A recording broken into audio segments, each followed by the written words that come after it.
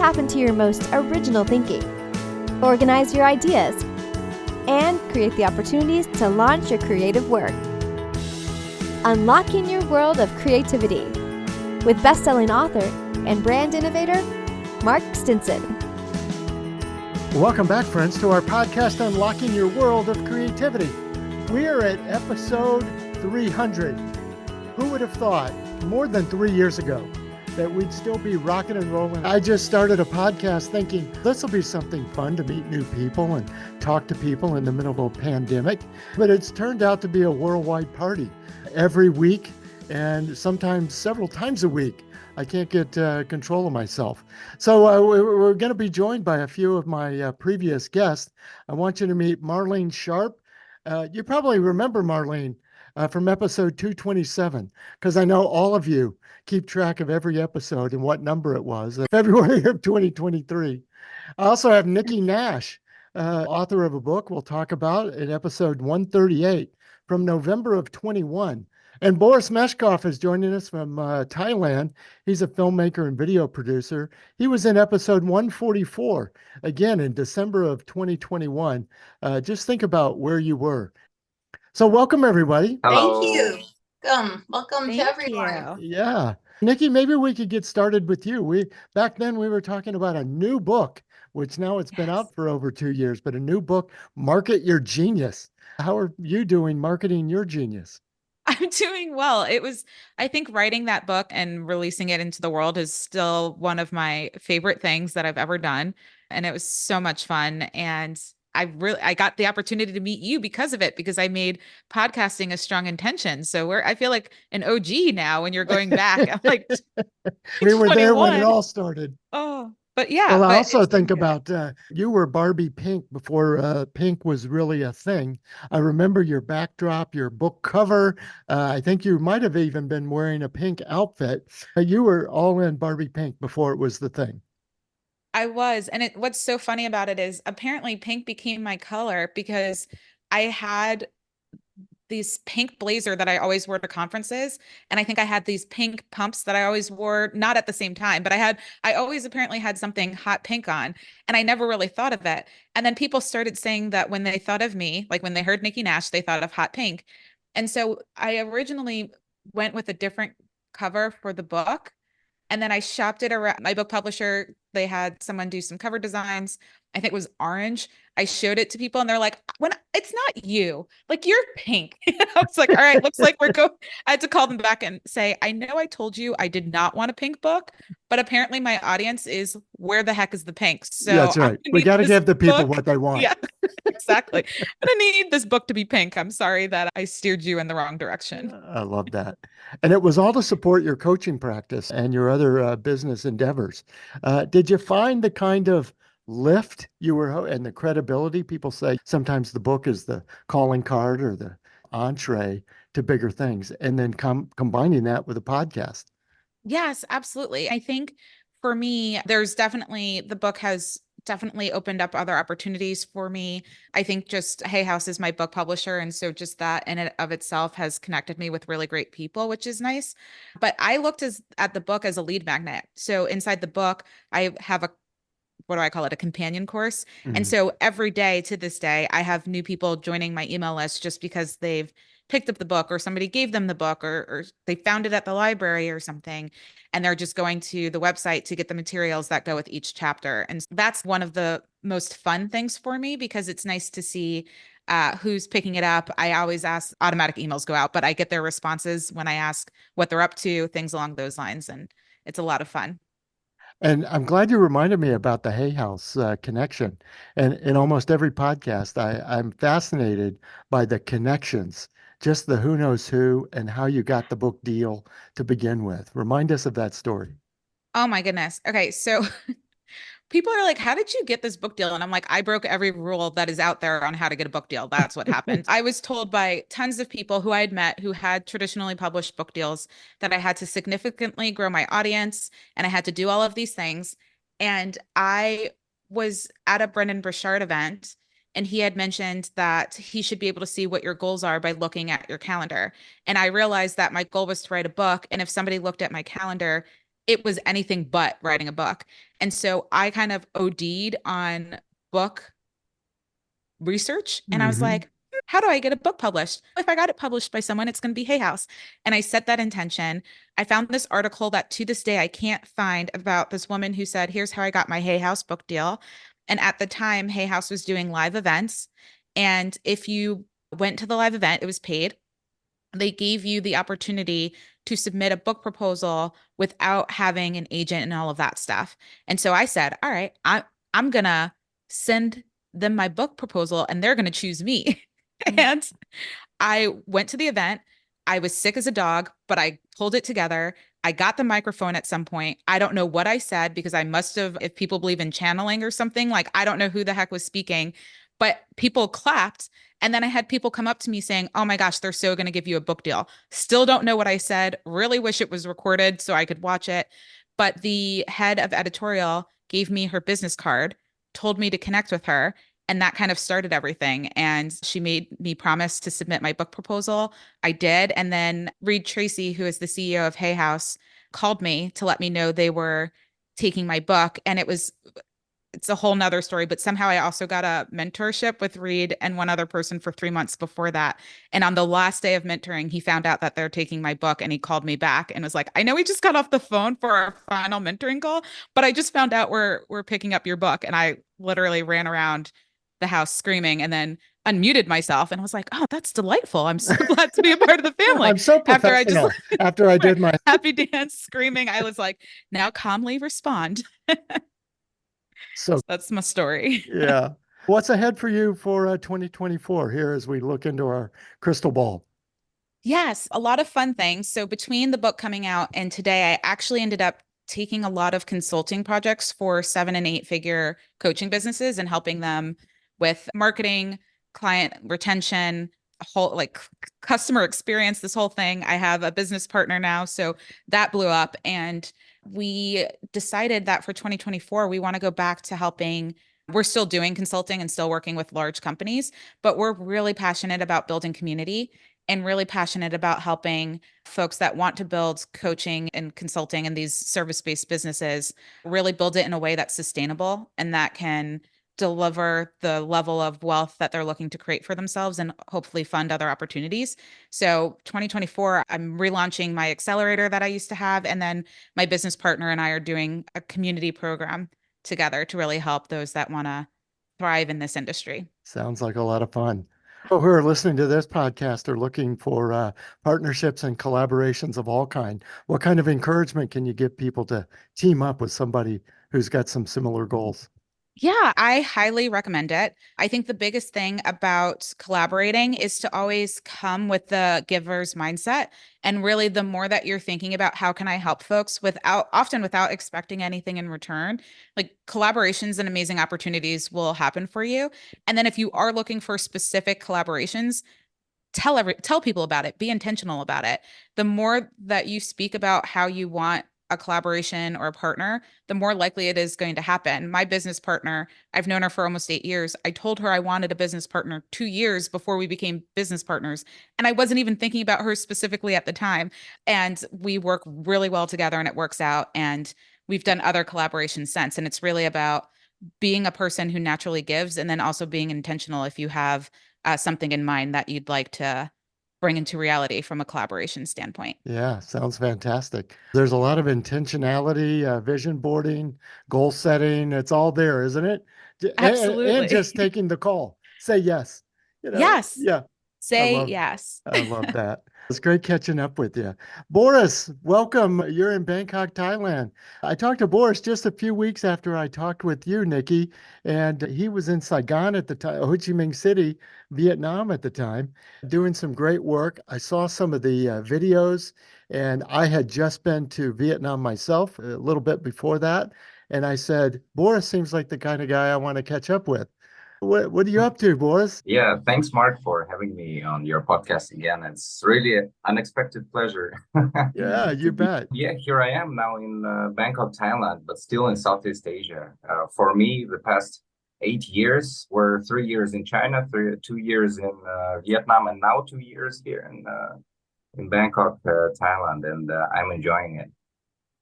Since we talked last time, yeah, I was sharing about my film goals and like the beginning of my path. But now you contacted me at very right time. Last month, I finished my first short film and showcased it, screened it here in Bangkok, and I'm ready to share my experience, how it went. I love that. And tell us about the film. Yeah, I'm looking for this opportunity for several years to make a proper, decent short film. And in Vietnam, I had some success in working with film directors and other productions, but I didn't have a chance to shoot my own movie.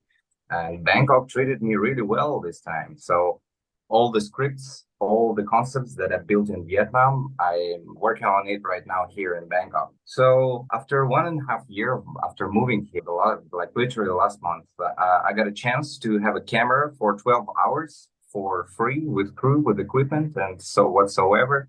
It was just a Facebook post saying, hey, we are looking for the project, but the catch is we have to do it in 1 week. I'm just going to make a movie in a week. Yeah. What else I got to do? So I had some scripts ready, already prepared, some short scripts that are easy to film in 12 hours. We got it prepared. I got some actors already that worked with me before. We have some trust, some chemistry in working together. And I got a really good location. Everything went pretty well. We got 2 weeks after that to edit before the deadline. And in 2 weeks, I did it sharp, right on time with no problems. It was scary how smooth it went. I love that. And were you able to was funding an issue? Were you able to get the money to make the film? Lucky that you got the film crew, but. Yeah, that was already half of the budget. If you get the camera and the crew and all the equipment, that was gift from above, definitely. Yeah, no kidding. Yeah, the actors, they just supported and they were really into the script. They really liked the style and the filming itself. Of course, they did for free. Locations also, we cut the corners, did it for free. So I still paid some money for the fake blood. It's a horror movie and there's a lot of blood. And I paid for some security for the location because we were filming under the highway passage on the parking lot, and at night it can be a little sketchy, so we hired some protection for that. Yeah, and that's a budget you don't skimp on, security. Better safe than sorry. Yes. After the movie was done, we showcased it to local producers. Somehow opportunity came by itself as well. Last week there was a big film meeting in Bangkok. Bunch of producers, actors, and directors from different companies, from Hollywood, India, from all over the place. Yeah, they were meeting together, and I got really lucky to show my movie in there. And boom, even if you submit your film for the festivals and just the audience watches it, so here it was the juice, the filmmaker community juice. And yeah, I showed the movie to the right people. After the screening was done, the reaction was amazing. People loved it. Everybody was shaking my hand, sharing the contact. Hey, Boris, what's your next movie? Oh, I'm an actor. I'm an artist. Yeah, it was hard to remember all the names. I love that. And the main point, yeah, for 2 big producers and 2 investors, they actually got in touch with me. They said that really like my work, and they're ready to discuss some future projects that are waiting to be executed since start of development in Vietnam. That must feel really good. Oh my God, it's once in a lifetime experience. Yeah.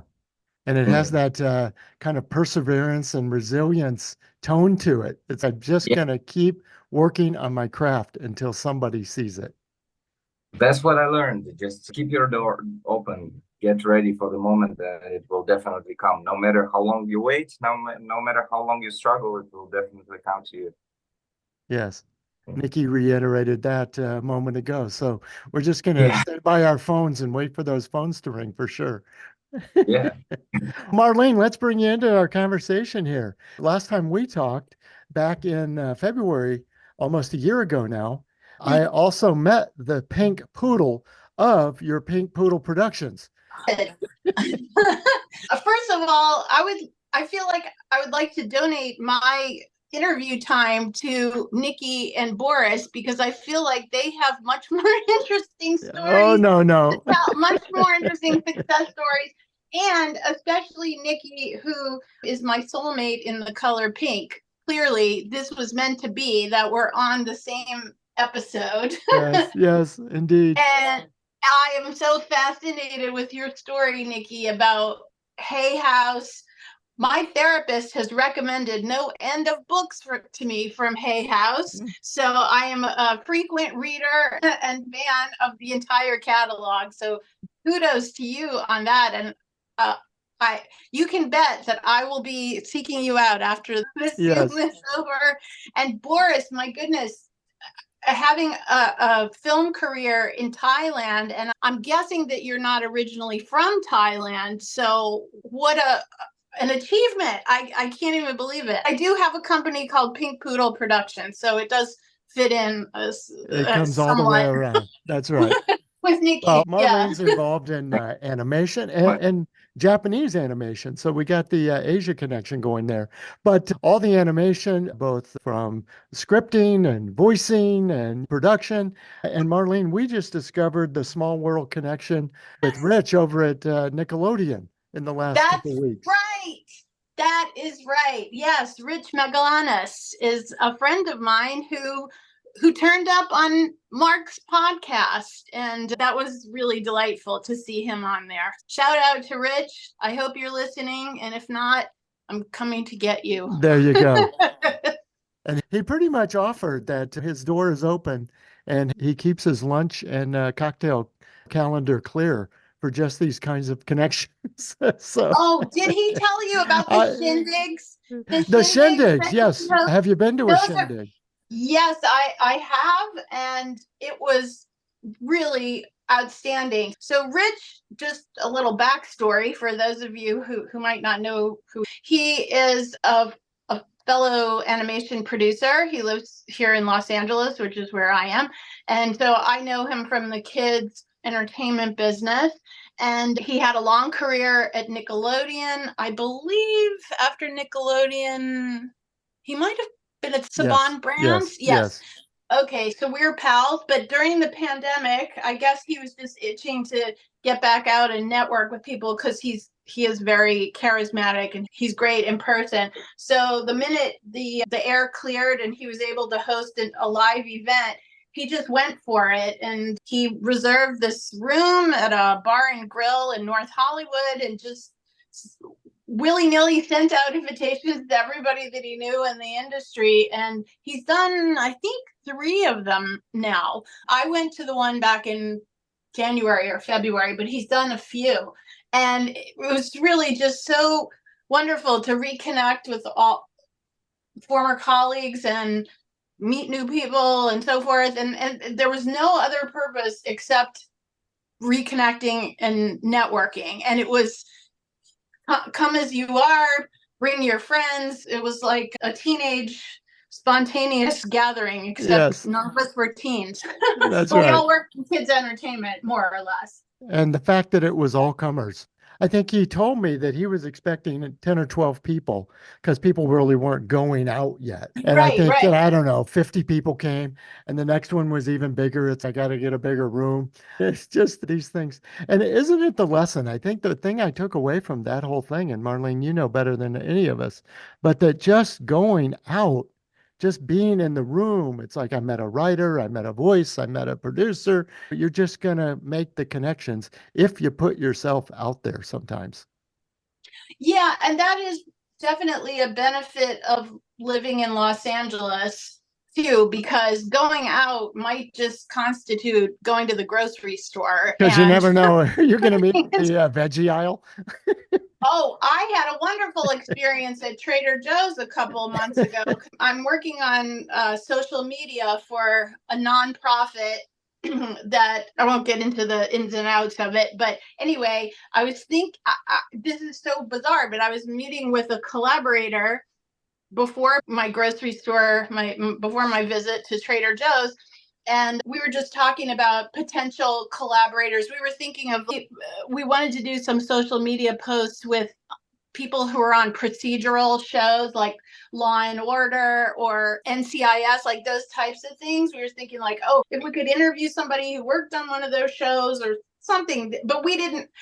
The two of us come from the world of kids entertainment, so we're working a little bit outside of our realm of expertise. I'm not kidding you. I went to Trader Joe's, and in the parking lot, I saw Titus Welliver, who is the star of Bosch, which has been going for a million seasons on big. Amazon. Yes. And I saw him because his tattoos are very recognizable. So that's how I knew it was him. I saw him in the parking lot, yanked the wheel over to park in the nearest parking spot, and I ran into the store and I said, Titus. And I did cause a little bit of a stir. There were some people who know he was shopping unobtrusively until I came in. Yeah, minding his own business. Yeah. Yeah, I know. You would think after all these years in the business, I'd be able to be more subtle, but alas, no. Yes. But I got to talk to him and give him my card and tell him what I was working on and saying, oh my God, my collaborator and I, we were just talking about other collabs that we could do with people like you and this and that. And he was very sweet and open. Now, nothing has come of that since then. Well, but that's one of those, you never know when it's going to pop. Exactly. Yeah. And I even still see good things are coming from that experience because I have this delightful story to tell on the podcast. Yes, so, exactly. It's perfect. Yeah. And Boris, I couldn't help but think about the right place at the right time experience you had showing your short. But when you said, what do I do now with all these connections? Now, I'm sure you have a lot of ideas, but you may want to get some tips from Nikki. Now, it says, how do you, I won't say leverage in a bad way, but leverage lifting? How do you take these connections and make them something now? I would like to hear to market your genius. Nikki's story is already quite inspiring and educating. So yeah, good job, Nikki. Yeah. Nikki, what would you do if you were in Boris's shoes in terms of, hey, I've made the dream connections that I wanted. I got in front of the people. Where do you take it?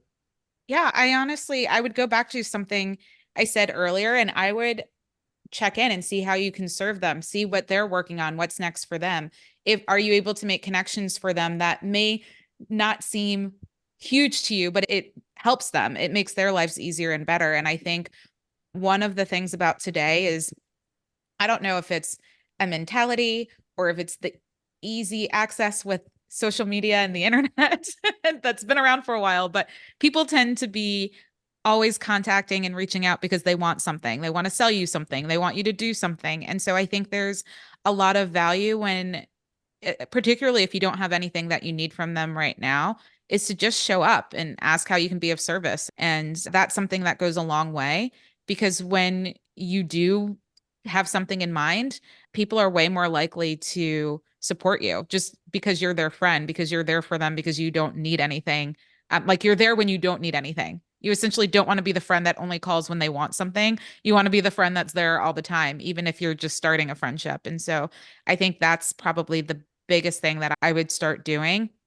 And honestly, it's a big part of why when I started my podcast, I started having guests, because I had friends that did hey, come speak on my stage. Hey, I connected you with folks. And I really wanted to be able to support my friends and help them get their message out there. So I just started saying, hey, you want to come on my podcast? I don't need anything. I don't need anything else, but I think you're magic and I'd love to support you in any way, shape, or form. So I think that's incredibly helpful. Such a good inside out, looking to serve rather than try to get your next gig. Love that.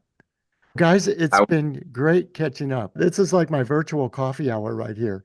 And you always hear that question, if you can have coffee with anyone. I've had 300 guests that I'd love to go back and have coffee with, but at least the four of us got together today. Absolutely. Yes. Fantastic. And now we all know each other. And Boris and we have, and of course with you too, Mark, but we can network with each other. All kinds of good has come from this experience. There you go. Maybe who knows what 2024 might hold? Who knows what connections just in this little square of Zoom windows might come out? Exactly. Listeners, you've just witnessed the power of connections, and that's what we talk about almost every week on the podcast. Thank you. Ooh, hooray. We're just enjoying our family reunion of past guests on unlocking your world of creativity. And we're really dialing the clock back today, but people that I talked to months apart, and then, wow, what would happen if we get them back together? Won't this be fun? So I'm talking to Allison Hernandez, and her book, her musical, her music, Ballad of Dreams. I talked with Allison back on episode 176, and I know you're keeping score, back in March of 2022. And later, Michael Magrush, who wrote a great book called The Smart of Art, in episode 203. Allison, maybe I could start with you. I remember when we talked about A Ballad of Dreams, it was music from a family story that should have been a musical. So you made it a book, but then later it came back and was a musical. Oh my gosh, what a journey. Bring us up to date. Yeah. I love thinking about the circuitous nature of my journey because one of my girlfriends and I were saying the other day, whatever I think the next step should be, it's going to be the opposite of that.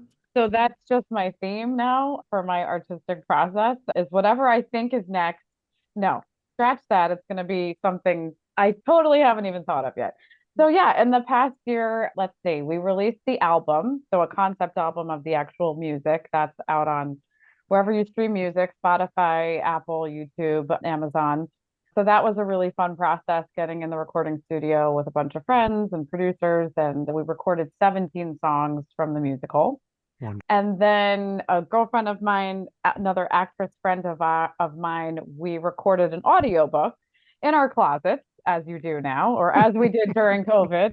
My closet had the best acoustics. So she recorded all of the chapters that the character's name is Rose, from Rose's perspective. And I recorded and narrated the Audrey character. So the audiobook is out on Audible. And then we combined the concept album with the audiobook. So while you're listening to the audiobook, you can also hear the music that we recorded woven throughout. So those are two new pieces of the pie that are out there in the world that you can listen to and experience. And then in this past year, I went back to the musical, the crux of the story, worked with a dramaturg to really pull the best parts of my prior script and then the novel version of the story and combine them. And then I put a producer hat on and I raised $70,000 and I produced an industry reading in New York.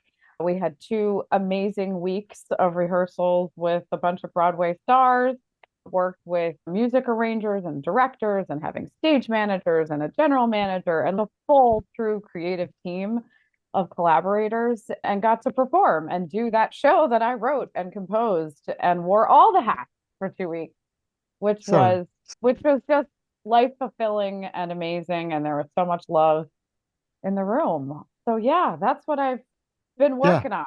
And what a testament. Two parts I take away from this. First of all, I've had so many authors, writers, singer-songwriters say that the story is the point. The medium is just the way you tell the story, and it can go across mediums and so forth. And that's certainly something I take away. But boy, the other is the perseverance, the resilience, I own this story and it's part of me. And you weren't going to be stopped, were you? No, that's not in my DNA. And I think of our other mutual podcast friend, Celicia Thomas, who was like, I'm going to get to Broadway. And you were like, I'm going to get this doggone thing on Broadway. You got it. Yeah, whatever it takes. And so the irony is because my story has been unexpected of what comes next. Is I did this reading and I thought we invited producers and investors and regional theaters. And the feedback that I'm getting is not about Broadway. This should be a TV show. So now I'm pivoting yet again on my journey of what is not what I thought would be next. And so now I'm diving into the world of TV and I created a TV treatment and I'm going to start taking writing classes for TV to learn how to adapt this piece of work yet again. to a different medium. But I'm really excited about it because I love TV probably almost as much as I love theater. So I'm excited of what to learn because I'm just a dork about learning, but learning a new medium, both visually, storytelling, and also including the music in it. Like it's going to be a musical TV show somehow. So And one you're day, talking about connections, and I always ask people about the collaboration part of this. It's your baby for sure. But yeah, listen, just in the last 10 minutes, you've mentioned like, I don't know, 20 people right. that you had to team up with to make this happen. And I can guarantee it's going to be a long, many collaborations to get on TV in whatever streaming or series form this Yeah. turns out to be, right? What is your approach, or even, I guess, your advice for listeners on seeking out and being open to collaboration? Yeah, I think creativity can be really lonely when you are a solo artist. And when you get to start sharing your work with others, is when it starts to be so much more fun, where there's a give and take, where there's this idea built on this idea, where someone, when I started working with a dramaturg and director, it was like she brought her 20 plus years of Broadway directing to the table. And things that I wouldn't have even imagined were possible to create on stage, she knew was possible. I think it's also getting with people that you already know and love. It makes it so much more fun. Relationships are everything in every industry. So when you get to work with your friends, when you get to work with people that you really respect, that just made it so much more joyful. Hmm. So I would always start with who do you know and who do you know who knows someone who you should know? Yes. Uh, and that's really how all of my collaborators came into my orbit were through relationships. And have you found, like I have, that 6 degrees of separation, that's so far gone? If you're more than two, because you're definitely right, there is always somebody you are one step away from saying, make a call. Yes, exactly. And I would much rather work with someone who a good friend has referred and has worked with them before. And I also think the collaborative process is a little bit like a marriage and trying before you buy, date before you get married, go on a few dates before you decide that you really want to work with this person. Because yeah, it is your baby and creative relationships can be really challenging and hard. So making sure that you gel creatively and not just gel creatively, but you gel from like having similar work ethics in terms of how you like to work or what you say a deadline means. Are you really going to get it done by then? And your communication process. How do you give feedback? How do you receive feedback, especially when it's on your work that you've created? So I Hmm. think all of those are really important variables when you're building your creative team. Yes, fantastic. Allison, where can we connect with you and keep following your work? Everybody's going to want to know what the next turn is. Yes, absolutely. Balladofdreams.com is my website for all things Ballad of Dreams. You can follow me on Instagram, Allison_Hernandez extra. Yeah, so that's me. It's going to be so fun. Thanks for coming on the reunion. Of Michael, let's course. pick up where Allison leaves off there. And that is, you've got a pretty provocative claiming the true value of art that you've been espousing. And I think about what Allison is talking about, producing the work, getting the story out. I read a blog of yours that artists who aren't interested in how their art works are just wasting their time. It sounds like a glorified hobby, but if you're really aware and you want to put your art into something and get it out there, you've got to be a little bit more, wider thinking. The art, what does art really require? Art doesn't want anything other than you perceiving it and creating it and exposing it. So there's three things. So if I think about a painting right now, I'm gonna paint it real quick. I show it to you, Mark, and that's all I need to do. Obviously, we have now technology that we can show it to more people. And if it is my art, like Allison, it was her thing, her conversation with a non-physical, that she got that story in. And if she would just say, oh, I'm just going to do something that is famous and do a new version of that play, she wouldn't have that power. Mhm. It's not, oh, I'm stubborn. You cannot be stubborn when it's not yours. when you take somebody else's. So you always have to create, you have to be aware why you create, how you created it, and be very conscious. Milk the moment. I always tell every artist, milk the moment of creation, because if you focus on the outcome, you're gonna miss all the magic that you have. And you have so much magical moments. And I know so many artists, like literally 90%, that have the most magical creation time, music, painting, poetry, and then the book doesn't work. The film doesn't work. It's not successful. And they eliminate all the magic that they had and said, oh, that's irrelevant. And they actually disconnect further from their own expression, because every human is one of 8 billion. And you have to express yourself. You also consume, but you also have to express yourself. Why? To expand your perception, because every human, look at your family, has a different view on life, even if you're all grown up in the same family. So it's so interesting that you talk about disconnecting from the work or the book or what have you, is that so many people, and you've heard this before too, I'm just writing this book for myself, or I'm just doing the paintings for myself, as if you don't plan to show anybody. Are you really keeping your creativity under wraps if you don't allow it to be seen? You have to show it. This is one thing of art is, if you just want to create, then it's a hobby.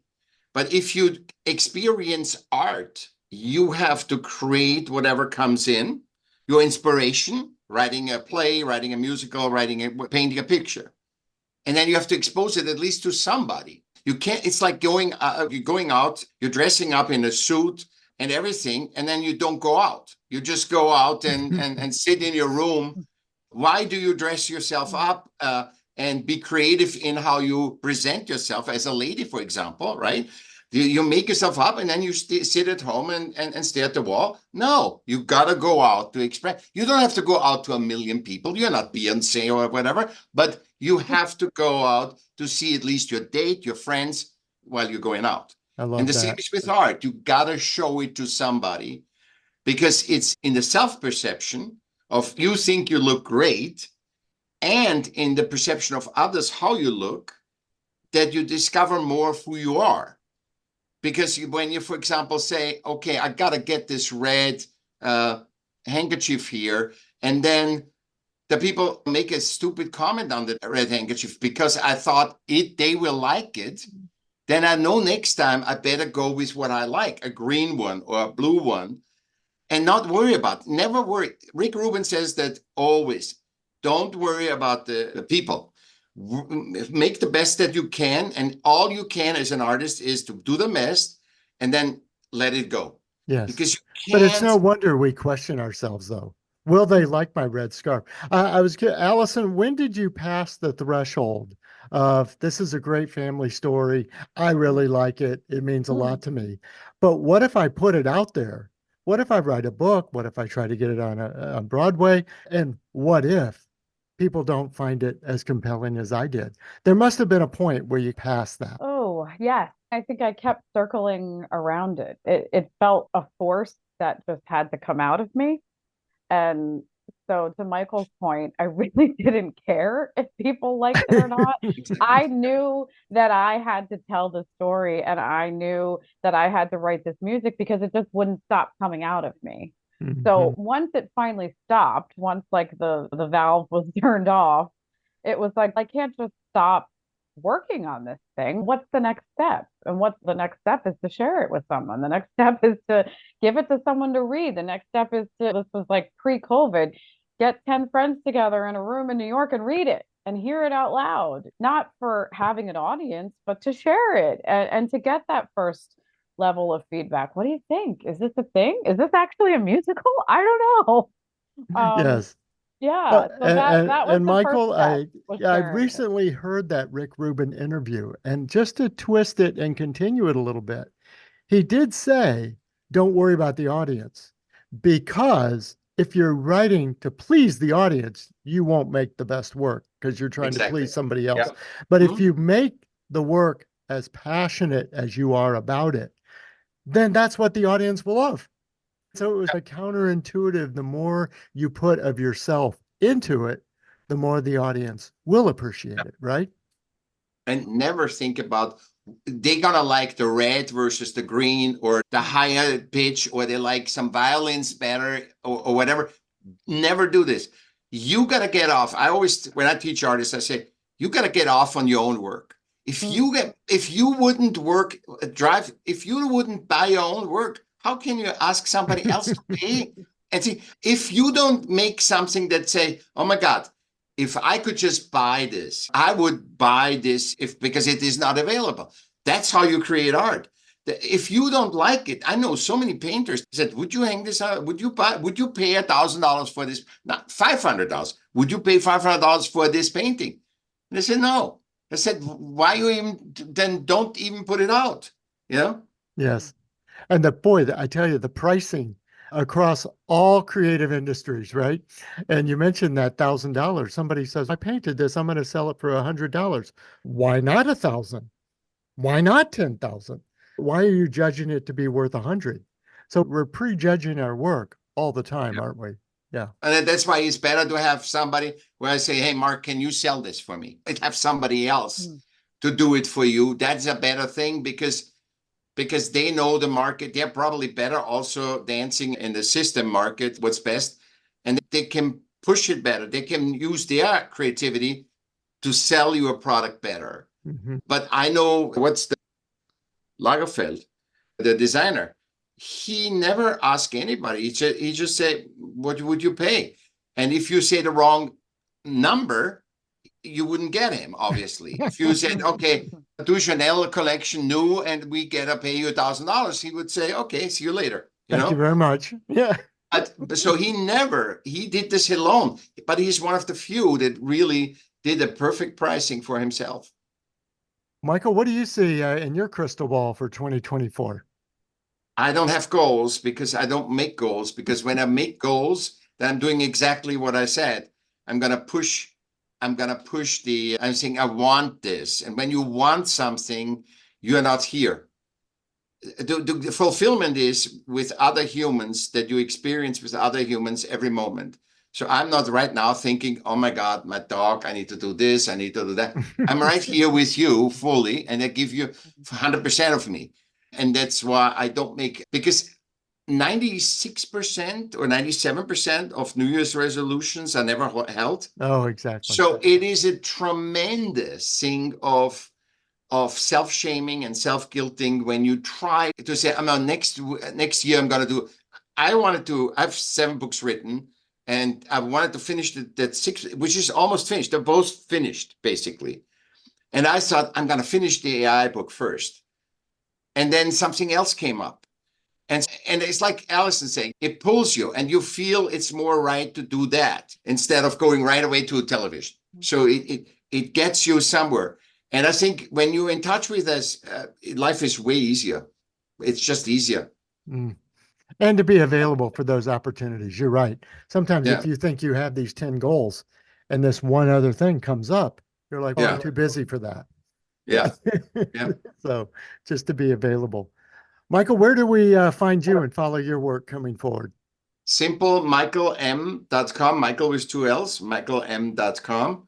And you get everything. That's my music, my art, my writings, my interviews, everything. Everything you can. Well, we've been talking about multi-hyphenate creativity. It seems that, including both of you, the creative people always seem to have a lot of slashes and hyphens and multiple titles. And I can't fit it all on my LinkedIn because it's this long. Why do you think that is, that we have so many creative interests going? Because it comes up. Like Allison said that really very well. She said, I did this, and then I was fulfilled with this, but there was still something missing. If there wasn't fulfilled with anything, then Allison would say, okay, I got the Tony for my play, and that's it. And that's it. Check. Right. And looks for another play. Yeah. Could you move your camera a little bit so we can see the Tony? Oh, wait. Yeah. I've manifested one Oh, right this, here. I love Oh, this. perfect. This is Yes. better than the vision board. This is the vision Tony. Yep. I Yeah. have that right there. So I think that's why you have half them. You think this is, and when you are creative, you go with what comes in. You dance with that energy, and the energy. If your non-physical cannot get you correctly, you go the way, and you have to pick something up on that way. If Allison would have gone right to television, she would be embarrassed. She has had so many experiences now that she's confident to get into the television. And I think we all suffer from this as artists. We have to have a lot of confidence because business people have confidence. But we are not a business. We are more the magicians and everything. But we have to also get the self-esteem about our uniqueness. And once we have that, then it's easier for us to. And so people start this and then hyphen slash and whatever, just to try to do the best thing they can. Fantastic. It's been great catching up with you both, and what a great reunion here. And keep us posted on how it's going. We'd love to follow up and see how the work is progressing and see what the next steps are and what you're saying yes to along the year. Yeah. Yeah. What new relationships? And if you have other people you think I ought to be talking to on the podcast, send them along. That'd be great. I will. All right. And you can ask always again. And I think it's good to have a groups discussions too, Mark. I think that's a good thing. I got to go look up your books, Michael. I'm super intrigued. Yeah, my podcast is free. It's 30 seconds, and it will make you happier creating and more aware, and your self-esteem and self-confidence will go up immediately. It's 30 seconds only. I thought the idea of a 30-second podcast was brilliant. Give us a little inspiration, and then we're back to work. And a question. It's a statement of mine. It's not a stolen. Everything is from me, and there's a question. And every Saturday you hear it, let it percolate. You don't even have to have an answer. So good. So good. Thanks a lot to Michael and to Allison for jumping in on our reunion party here. A reunion of past guests. We're going to go back and invite folks that we've had from episodes all the way back to October of 2020. And I'm talking to Elizabeth Hansen. She was in episode 192 in August of 2022. Elizabeth, welcome. Elizabeth is co-founder and chief creative officer at Dramify. It's an audio drama streaming service. And I thought it was such a fascinating concept when we introduced ourselves, Elizabeth. So what have you been doing since we talked back in, almost a year and a half now? Tech is the big bugaboo, right? So honestly, what we've been doing is we've been continuing to produce. We've got nearly 250 shows on the site now. And the biggest thing that we've been doing over the last, 9 months or so, maybe even a year, is creating new tech. We've got a new player out. We're going to have new mobile apps for our creators. We have a new back end that we're beta testing right now. Excuse me. So at the end of this year of Q4, we should have all of that deployed and up and running, because when we first did this, it was minimum viable product. And I look at our tech now and I just go, I feel like I'm in 2010. I feel like I should be on my MacBook clamshell doing this, because it works, but it was full of friction. So we've really worked on the user experience to make that so seamless and friction-free. And the new player is wicked fast. So that's nice. So that's basically what we've been doing. That's great. And I know when you started, as I recall, it's streaming, it's audio drama, it's all the things that aren't quite integrated into our daily lives. But boy, you think about it now, it's all about it. Yeah. Yeah. I'm really pleased because that we've been able to honestly last this long. And because tech startups, especially when you don't have a gazillion dollars, it's really hard. Bootstrapping is hard. A lot of bending over, a lot of straps and boots. And so I'm really excited about 2024 because we've really been hesitating putting a lot of effort and especially resources, money into marketing because our tech wasn't there yet. And so if the user experience is nasty, who wants to stay? So I'm really excited about 2024 because I think that we'll start soaring because we're going to hit social media, we're going to hit YouTube, we're going to hit TikTok and again, in a year and a half, a lot has changed in the whole podcasting world. Definitely. As to how listeners get their content. And I went to Podcast Movement this past August, and I was flabbergasted how many listeners get their content from YouTube. Yes. Listen to podcasts on YouTube. And I know they've just launched a ability to plug your RSS feed into YouTube and much more seamless. So beyond the tech, Elizabeth, with the user experience and all, but what about the creative work? How have the shows developed you've got a wide range of genres. Yeah, we do. 95% of our content comes from independent producers. It's fun to see what people are working on. At first, it was mostly fantasy, but we've got a lot of faith-based things now and a lot of dramas coming our way. We personally are starting to co-produce with some of our creators. We've got a new production of Pride and Prejudice that we're going to be recording with a company in the UK, and that's going to come in, we're going to record that in February, and then probably a couple of months later that will come out. We've got a clean romance that we're doing with the creator John Loganbaugh who created Brass, which is a very good steampunk show on Dramify. And I'm really excited about the collaborations because you get to spread out the work. And we also get to help with the limited resources we have, get to help the creators. And as we all know, money is always so hard to come by. There may be some of those creators listening. And I also think about authors who are thinking, maybe I should do an audiobook. Perhaps they ought to be considering an audio drama. What's the difference in your mind? There's a lot, and there's a lot of work in an audio drama. An audiobook is basically narration, and it's one person usually playing all the parts of all the characters, just changing up their voices. And then if some people will put some underscoring underneath it to give it some depth and a few sound effects. But with audio drama, it's pretty much a picture without words. So it's fully scripted. Some have narration, most don't have narration. And it's fully scored and fully sound designed. And that takes time. I had to start learning how to sound design just out of necessity. Yes. And thinking about the potential collaborations, potential contributions, who would you hope to attract in the coming year? Oh, that's a really good question, because I've thought a lot about this. I would love to have more children's content. We're looking at a couple of shows, but we don't really have a lot of children's content. And I'm talking like interesting, not My Little Pony stuff, though that has a lot of merit to it. Intelligent children's stuff, like Dinotopia we have, and Dinotopia is great and it's extraordinarily popular. Romances, I would love to have some more romances, because I think there's a huge market. I didn't even know how big the clean romance market was, and it's huge.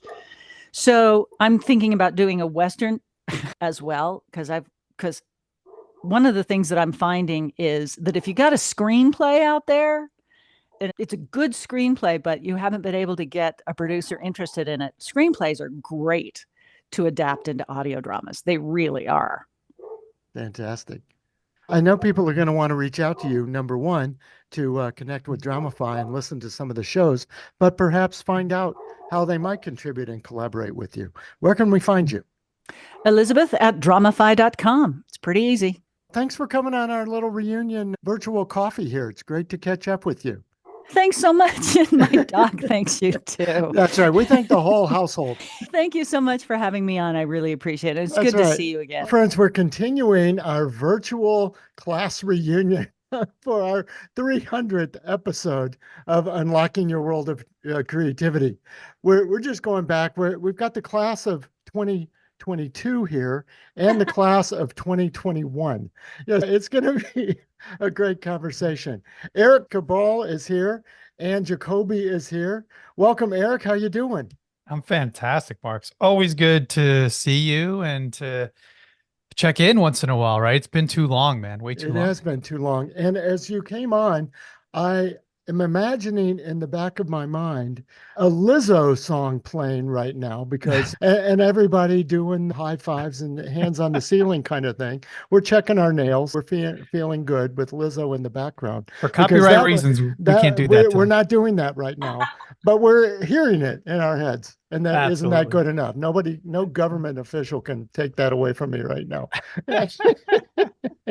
But Eric, you had put together just a fantastic series of these PodMax events. And now you're continuing with your own company, On Air Brands. But there was a culture, there was a community. And I thought I was joining these things to learn how to be a better interviewer and get a better microphone and, count my analytics better and all that kind of stuff. But you were really trying to focus on the people and the stories. Is that where we are in podcasting now? Isn't the story the king still? Absolutely, dude. I think story withstands the test of time. You go to scripture, you go anywhere. We've been telling stories around campfires and passing legends and family and all this stuff. So yeah, that transcends. I think we often get caught up in, and thank you for this. And thank you, Anne. And it's so great and an honor to be here with you guys. But yeah, we caught up in the tactics of it and less about what we're going to talk about and how we're going to serve. Yes. And as I recall, we were on these Zoom calls because we couldn't get together at the moment back then. But I think we had 25, 50 one time, and all comers. Some people had never been on a podcast, let alone had one. But then you had best-selling authors, John David Mann, David Meltzer, some of these names. And we were just all learning from each other, weren't we? Yeah, it was such an opportunity. We didn't put our heads down and crawl under the carpet or anything during those times. We figured out that people need each other, right? And that was amazing because I didn't realize that thought leaders that I admired and looked up to, like Hal Elrod, Dave Meltzer, you mentioned, all these people that were coming to our events, they had nowhere to speak, right? Everything was shut down. So I had no idea. I could not have predicted that. I just wanted to meet with you and a bunch of our friends. And all of a sudden, yeah, these amazing people were coming in and pouring into the community, which I didn't realize was a community at the time. Yeah, things happen for a reason and you don't realize it in the moments. But then when you reflect on it, you're like, oh, wow, that happened. That's pretty cool. But I think if we always go forward with the best intentions, good will come of it. Yes. Bring us up to date. What have you been doing since, and how has your own brand evolved? Yeah, no, I appreciate that. And I'm curious to hear from Anne as well. But the PodMax events have brought so much fruit that I had to focus on the company that was keeping the lights on, basically. PodMax was, if anything, a break even. As anyone who runs events knows, it's a heavy lift organizationally, just logistics, all of those things come to play. We still love doing events, but we have not run one in years. So the focus is really, truly at this point, personal branding, because what I found that people who are starting podcasts don't necessarily have the clarity needed before starting one. It's like writing a book and saying, I want to write a book. Okay, cool. What's your book about? I don't really know. Yeah. It's like, oh, okay, why don't you create an outline? Why don't you think about what the goal is and what do you want to do with that? It's the same thing. People's podcast and then just go, I'm a fire ready aim. And then they get 3 months, 6 months in and they realize, yeah, this is hard work. And they don't have the goal or the purpose established or clear in their mind. So then they go away. They fade. It's hard. It's really hard. It's a lot of work. So I've over the years realized I need to focus on people's mission, their purpose. What do they want to do in life? And then work backwards from there. So, okay, so now let's build your podcast. Let's build your brand based off of your mission. And if you don't know what your mission is, let's work on that. Let's figure out what that is. That's a good place to bring you in, Anne, because your whole focus has been companies and their missions, but also how to bring the people's their own flavor, because nobody just wants to work for a company that tells them what to do all the time. That's gone. That's history, right? Yeah, I think that's ancient history. Erica, you're speaking my language. I think it's the vision, mission, values, right? The purpose, organizational purpose, that North Star, the way I like to call it, is so critical for creating a creative culture and one that's engaged and where people feel really fired up to come to work. That's what we're all after, right? Is that kind of heartbeat. So I spent a lot of time working with organizations on that. And I'm about to launch a book. So I was going to say, I hope the book comes up. Yes, fantastic. That's so exciting. Yeah, Born to Create, February 20th is the launch date, and it's been a big labor of love. But yeah, Eric, it's so funny. The writing the book process was a multi-year journey for me to get that clarity and to be, I don't know, to have a real vision with how I wanted to communicate this narrative, which is bringing more creativity in the workplace and how important that is today. Yeah, congratulations. Thank you. It's exciting. And when we first talked, episode 172 for listeners who are keeping score, March of 2022. But you were a content creator before I think we even knew what that label or title was. You had ebooks, you had videos, you had the 5 points and the 6 ways and all sorts of great platforms. How has that evolved for you? And how did that really contribute to your book process, if I could think about that? Yeah. It's so interesting. I think when you think about long form like a book, if people actually read books anymore, right? You have to have those tools that really feel accessible and that you can lift and shift and apply in different environments. And so I really did focus on how can this feel practical, but also have a really strong narrative where they're learning from the stories of artists and entrepreneurs and business leaders who are creative. And there's a compelling story there. But then how can they apply that to their life as a creative leader or as an organizational leader? What are those frameworks to apply? So I think that was how I merged the two ideas together and actually created a long form piece of content. The work that I do has evolved. I really do a lot more coaching nowadays with either creative teams or executives who want to be more creative in their leadership. It's been a really fun evolution and really fulfilling work. So I'm in a good spot. So good. Eric, thinking about those stories and that content and that inspiration in the podcast format, people tell me all the time, oh, there's 3 million podcasts. I don't think there's really 3 million that are active, real, engaging with listeners. But I think about the format where it's like, I'm going to give you, whether it's 5 minutes to 55 minutes of a platform to get your story out there. And can people really organize their thoughts, focus their thoughts, respond to the questions? That takes a lot of preparation and skill that I don't know if people appreciate that or not. They think I'll turn the microphone on, they'll ask me some questions, and then I'll get notoriety. Yeah, it's harder than it seems, right? Whether you're starting one or guesting on a podcast.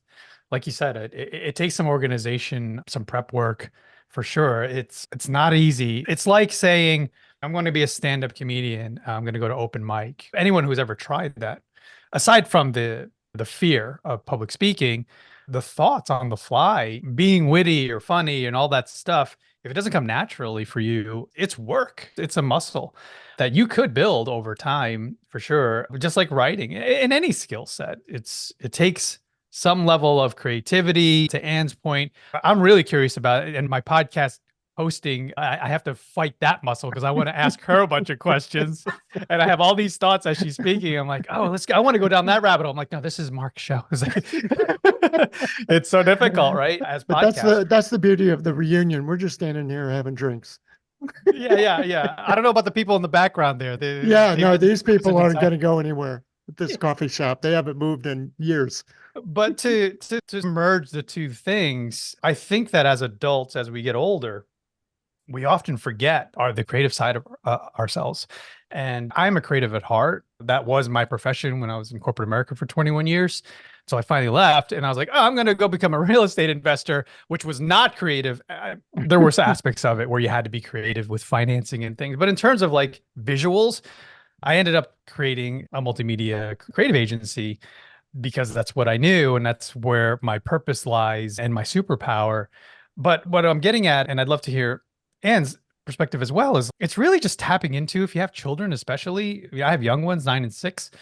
That's what we forget. Like I see them getting older and they're already beginning to forget that creativity that lies just within their nature.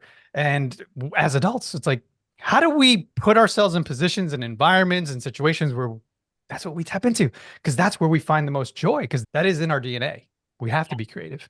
Yes. And So Eric, true. not to freak you out, but I also have a 9 and a 6-year-old. We need to continue talking. Are they girls? Because It's that's all girls. meant to be. Older girl, younger boy. Oh, wow. Amazing. Yeah, crazy. But yes, what you're saying, Eric, really rings true to me, that even creativity is a discipline that can be practiced. And I think that's something that's often lost, where people think, oh, I'm just going to wait for this spark to come from on high and it's going to move me. The spirit's going to move me. But it's really a discipline. And if you think about creative practices, these are daily habits that you need to build in. And I think it's accessible to everyone. And it's just learning how you code and reverse engineer. How am I going to access this fire within me so that I can apply it in different circumstances? But yes, it's a discipline. And I had a guest the other day say, ultimately, it is the curiosity. And you're talking about, I just want to ask more. I just want to wonder. I just want to dig deep. We call it going down rabbit holes because we just can't stop ourselves sometimes. But I thought the other interesting point that this guest made, Daniela Marzaman, was that there is the listening component, but then there's the translating that we always say, yeah, I know what you mean. You couldn't possibly really know what I mean from that little short answer or that one thing I wrote. And so that continued follow up and that continued, tell me more. What do you mean? How does that affect your life? That's the curiosity we could pursue a lot more, I think. Yeah, and I think that comes through in story, and being a really effective storyteller enables people to find those connection points. It feels relatable. I can imagine Eric's 6 and 9-year-old because I know that, right? I live that. And so it's finding those points of connection that is a real skill and can be brought into different places in our work. Yeah. What's ahead for you, Eric? We'll start with you. What's in your crystal ball for the new year? Thanks for asking. It's really, I've only become to recently discover that you can set goals and you can do all this New Year's resolution stuff, which anyone who comes into the personal development space realizes that we're setting ourselves up for failure many times when we do that. So I stopped doing that. So what I do now is I set an intention with a couple of words, typically one or two. But this year for 2024, I have 2 words that I'm focused on, and this will be my North Star whenever asking a question to pursue that opportunity or to partner or work with this client. And it's really about, number one is production. So like focusing, because as creatives, we could tend to like chase many shiny objects, right? So I've built a lot of different things, but it's about reduction. And like in the culinary universe, when you reduce, things get better, more pure, like more flavorful. So that's one word. And then the second thing is relationships. That's why I'm here. I'm already starting my goals now, because I want to reconnect with you, Mark. I want to reconnect with people that I had really close ties and relationships with. And just because life and business happens, you find your way, and then hopefully the ships come back. It's a port. And relationships is really my focus next year. So reduction, relationships, and we'll see where that takes us. Fantastic. And give us a little periscope of what's ahead for you. Yeah, other than the book launch, I'm going to steal from you, Eric. I love the picking the 2 words. I love setting an intention. And I think although creativity will always be my big banner, I think the 2 words for me are connection. Connections like this, connections with other folks who are trying to make a positive impact in the world. And then the second word is service. I've worked with incredible clients in my business. I will continue to serve them, but I really want to shift my focus to how I can be of more service to those who are underserved, more in need, those communities that could really benefit from an extra boost. So I really want to draw my attention there. Yeah, fantastic. Both of like, I think of it as the saying yes. And that's where your reduction has to come in, because I love to say yes to everything. And in fact, I see opportunity everywhere. It's like yesterday it was this, and today it's this, and tomorrow I'm sure I'll have another call. And it's, wow, that's fantastic. But to really go deeper, and it's not transactional. It's not the idea of the day. It's what is the direction, that you want to take. Meaningful. Yeah. I'm sure you guys have heard this, Mark, just to piggyback up what you're saying. In saying yes to everything, especially I remember those days when I first left corporate, it was like so exciting. I was like, oh my gosh, I can do whatever I want. No one's telling me what to do, which is also a terrible thing. Yes. So, and you were also worried about getting the next gig. So I better say yes to this one, because I don't know what else is 100%. And there's definitely a phase in business where you have to say yes to everything. But then over time, you realize as you start to do what you do best, and hopefully serve to a degree where you're really bringing a lot of value to these clients or whoever you're serving, to the point where you have to reduce, you have to start saying no. Because now I've adopted the mantra of every time you say yes to something, you're saying no to something else. So you know that, whether it's time with our children, not working on a client, or being with family, whatever it is.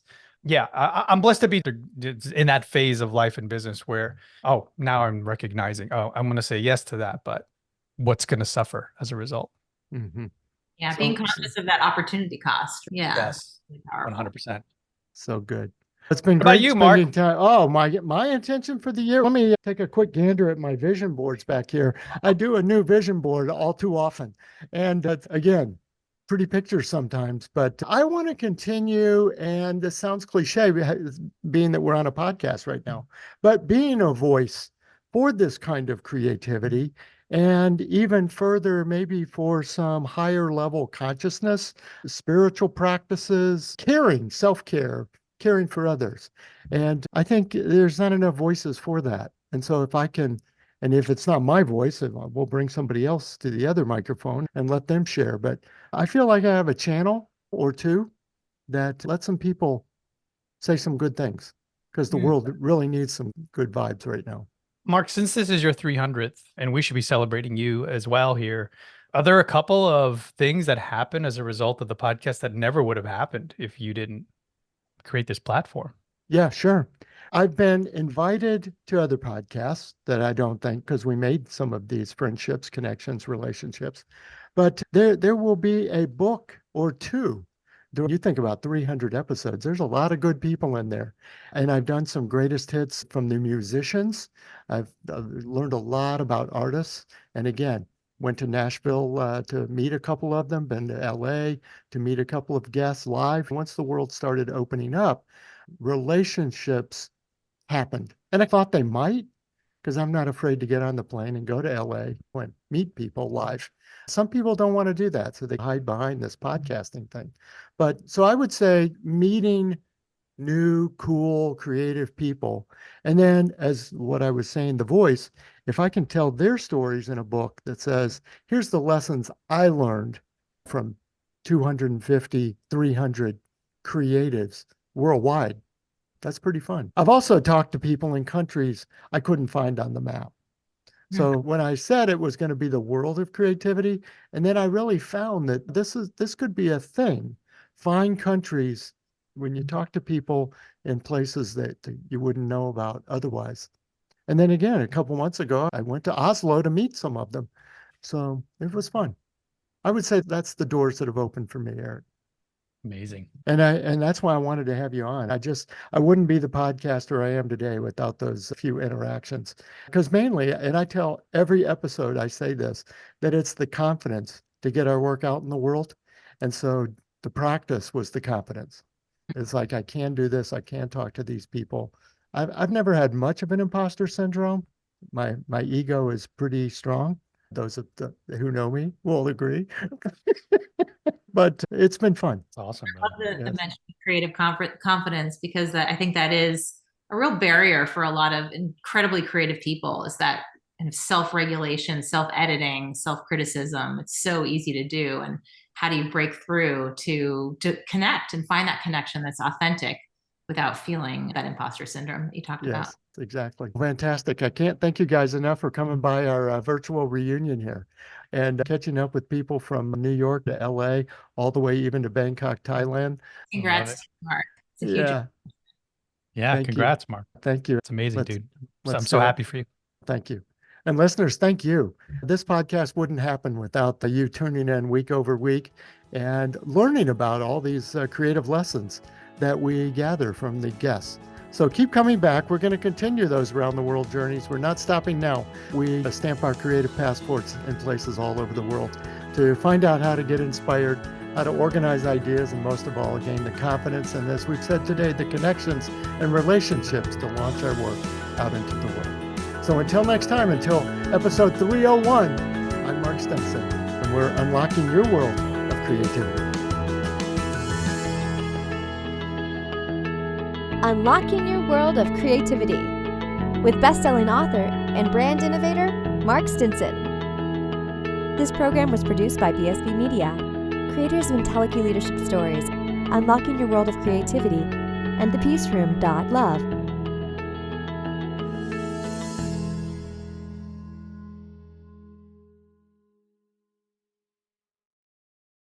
Are you an author who's tired of the long waits and low royalties? Exact Rush is here to change the game. We specialize in publishing with precision, and we get your book to market in just 3 to 6 months, not years. But we're not just about books. We also support your photography, web design, and content creation needs. Our focus ranges from spirituality to pop culture, and we're excited about our diverse lineup of upcoming releases. So, if you're ready to keep more of your hard-earned money and get published faster, Exact Rush is your ticket. Visit exactrush.com and turn your creative dream into a profitable reality today.